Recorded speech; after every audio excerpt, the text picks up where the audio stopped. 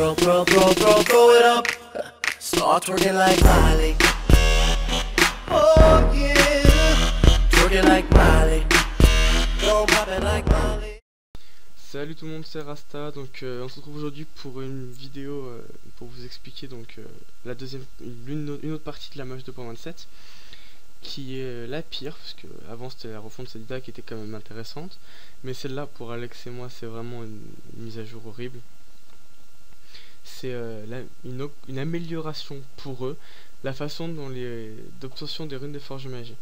Donc en fait je vais pas tout vous lire parce que ça va être super long, mais le grosso merdo c'est que plus on brisera d'items HL et peu brisés, plus on aura de runes. Donc c'est à dire que tous les items du genre de Nelwyn, quoi et tous les items qui étaient utilisés avant pour faire des runes, hein, le Kitsu pour les ravis, le quoi et les Nelwyn pour les dommages, bah maintenant ils rapporteront presque rien. Ce qui veut dire c'est qu'au début tous les bots qui vont farmer bah serviront plus à rien, donc les runes vont commencer à monter énormément et je pense que le prix des runes va bien augmenter. Déjà que là les PA et les PM sont bien chers, donc le prix des runes va déjà bien augmenter. Donc je vais voir sur bêta, parce que là je suis sur bêta avec mon Sadi. Je vais voir si les runes sont super chères, mais il me semble que les runes devraient être normalement hyper chères avec la mage là. Je sais pas si... ouais si, normalement ça devrait marcher. J'avais un petit doute sur mon micro. Les ravis, bon après c'est la bêta donc forcément ce sera plus cher, hein. 4 millions, Donut à 3 millions, ouais, forcément c'est plus cher déjà de base. Donc pour en fait eux ils trouvent que pour eux tous les items non utilisés on devrait pas les revendre, on devrait les briser pour obtenir des runes. Ce qui est complètement débile parce que faut avouer que quand tu achètes un item 5 millions tu vas pas le péter pour obtenir une PA et 3 donuts, hein. Ça vaut pas le coup quoi. Du coup ouais c'est ça, c'est pour les objets de faible niveau, la génération de runes n'est globalement pas modifiée, mais certaines recettes d'objets vont être modifiées dans la version 2.27. Et en fait, on m'a expliqué, je sais pas si c'est vrai, mais en gros, plus un item sera brisé, moins il donnera de runes. Donc toutes les bots qui vont briser les runes au début, bah ils vont... tous les bots qui vont briser des runes, des items quoi pour faire des runes d'eau terre, d'eau eau, d'eau feu et d'eau air, bah au bout d'un moment, au bout d'un mois, les runes, les chances d'obtention seront quasiment nulles parce qu'il y en aura eu beaucoup qui vont se faire briser.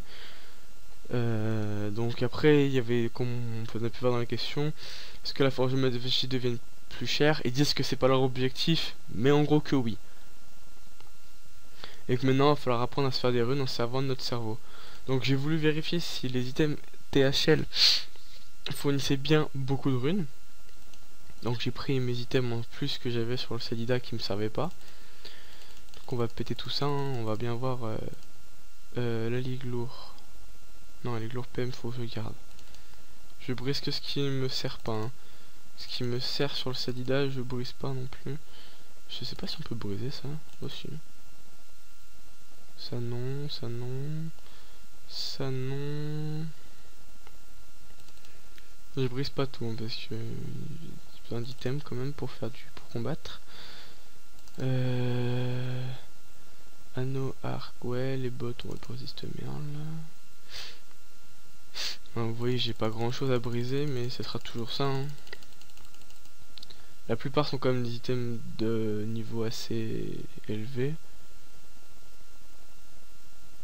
L'appel helvétique, on va mettre le cram avec, je sais pas si on peut péter le cram. Ah si. Et donc normalement vu que bah là il y a que 26 objets donc c'est pas énorme, mais quand même c'est quand même du haut niveau. On va briser, on va voir ce que ça fait. Ouais, donc vous voyez là les items qui ont des gros coefficients. Le truc Zot, waouh mon dieu, truc Zot avec 3000%, il m'a filé 130 ravis. 6000%. Le cram 50%, mais... ah le cram ouais, ça rapporte des trucs. Et là je suis étonné mon gars. 6000 ravis. Et est-ce qu'il y en a les bots cycloïdes? Donc il m'a filé quoi les bots cycloïdes? 20 ravis, DPM, Botany les a, Bototoma ils ont beaucoup été pétés, Amuni les a. Ouais, la Grand-Duc, la Sécu. Mais là 3000%, 130 ravis, putain item ça fait plaisir quand même. On valeur estimée des objets détruits. Ouais mais valeur estimée des objets détruits, 30-70 millions, on s'entend que dedans il y avait un exo PO, un exo invoque, un exo invoque. Bon voilà. C'est tout ce que j'avais à briser. Et donc on s'est fait pour 47 millions de runes. Donc on a... Bref, on va regarder, on va trier par le plus haut prix. On a 300 ravis. 19 PM, 55 PO, 25 Badokri. Oh, il y a peut-être moyen que ça puisse faire des kamas. Mais faut trouver des items THL. Il va falloir briser des items THL directement après la mage, quoi. Genre faire des dolines ou des trucs comme ça qui sont assez HL pour pouvoir les briser directement après la mage, sinon ça le fera pas. Ouais. Ouais. Je pense franchement que le prix des runes va vraiment grimper avec ce mage. Ce qui va nous faire chier parce qu'on pourra plus exo comme il faut. Donc en bonus à la fin de cette vidéo je montrerai quelques trucs que j'ai fait au putsch avec le Sadida, quelques rocks assez impressionnants et assez drôles. De se dire qu'on c'est possible, bon on s'entend que dans un vrai combat ce sera jamais possible à placer, mais dans un combat au putsch c'est possible et c'est l'important. Voilà, donc je vais remettre mes stuff. Et donc j'espère que... Ah oui, dernier petit truc. Si je pense sur Brumaire repasser en Sadida, je sais pas encore. J'hésite parce que le Sadida là il est vraiment intéressant. Je le trouve super intéressant à jouer. Et donc je me suis dit pourquoi pas repasser Sadida. Donc de toute façon ça serait pas maintenant parce que déjà je sais pas comment est-ce qu'elle sort la mage. Puis en plus j'ai le Bruminator à faire. Donc ça pourrait pas être maintenant du tout. Mais dites-moi en message si ça peut... Enfin en commentaire si... Enfin ce que vous en pensez quoi. Je sais que j'ai changé il y a pas longtemps. Je vous avais déjà demandé, la plupart m'avaient dit non, je reste Sadi, je passe pas Sacré. Et voilà. Pour le moment Sacré ça me plaît bien. J'ai bien...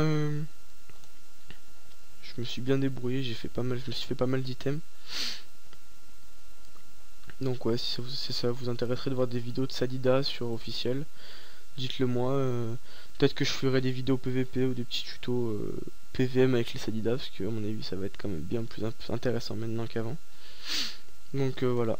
J'espère que cette vidéo vous aura plu. Si c'est le cas, n'hésitez pas à me le dire dans le commentaire. Dans les commentaires ou avec un pouce bleu, je crois maintenant qui sont les likes. Et n'hésitez pas à vous abonner pour ne pas rater de prochaines vidéos. Et à bientôt tout le monde. Salut tout le monde, c'est Rasta. Donc on se retrouve aujourd'hui, donc comme je vous avais dit, pour la petite vidéo fun du putsch avec le Sadida. Donc j'aurai deux trucs assez intéressants à faire avec un Sadida à vous montrer.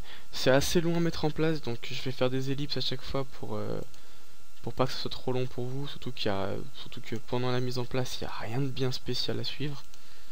Donc voilà, donc je vous dis à tout de suite. Voilà, donc j'ai mis en place le délire. Alors je vais laisser en créature par contre parce que c'est impossible, sinon ça bug trop. Donc le principe c'est de faire un vent empoisonné. Donc ce qui fait que l'ennemi se prend tous les dégâts que prennent les arbres et de taper dans le tas. Ouais, taper dans le tas comme ça. Donc là, la ronce multiple à 2000, l'herbe folle à 900. Bon, vous allez me dire c'est pas non plus exceptionnel, hein, mais c'est toujours marrant à faire là pour la première fois. Moi ça m'avait bien fait marrer la première fois que j'avais fait ça. 2500, 700. Moi, je trouve ça plutôt drôle comme truc. Bon après voilà, c'est pas le plus impressionnant. Le plus impressionnant, je crois que je vais pas le faire sur cette pose là. Parce que c'est pas le mieux. Donc je vais faire une ellipse et je vais le repréparer, mais un autre putsch. Donc à tout de suite. Et voilà, donc j'ai préparé le dernier. Mais si j'ai pris cette map parce que le putsch est au centre. Donc ça c'est toujours pas réalisable à cette hauteur là. Mais je pense que mettre 4 ou 5 arbres comme ça, assez serrés en coliséum, et avec un panda par exemple balancer un ennemi en plein milieu, c'est facile et faisable. C'est faisable et facile. Donc là c'est tremblement, donc le sort qui se tape feu. Donc c'est pas non plus ça va pas non plus être un roxénant parce que je suis en strigide et non full feu. Mais normalement ça devrait bien taper. En fait le principe c'est que tous les arbres autour, à 3 cases autour d'eux, ils vont taper quelqu'un. Donc là il y a le putsch le plot du saveur 36, faut la rappeler.